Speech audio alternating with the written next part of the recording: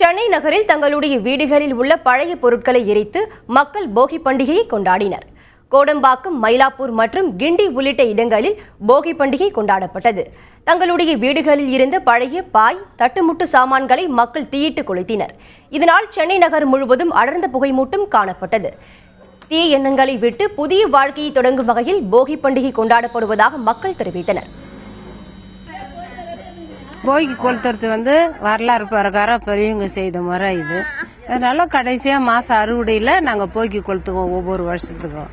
அது கொளுத்தி முடிஞ்சு மறாவது நாள் தை பிறகுறதுனால தை பொங்கல் வச்சு எல்லாம் புது பானை வாங்கி எல்லாம் புதுசா செஞ்சு புது ஆடை உடுத்தி நாங்க பொங்கல் கொண்டாடுவோம். அதுக்கு தான் இந்த போகியை கொளுத்துறோம். போகி பண்டிகையின் போது பிளாஸ்டிக் மற்றும் டயர்களை எரிப்பதை தடுக்கும் வகையில் தமிழ்நாடு மாசு கட்டுப்பாட்டு அதிகாரிகள் 15 பேர் கொண்ட குழு சென்னை நகர் முழுவதும் ரோந்து பணியில் ஈடுபட்டது.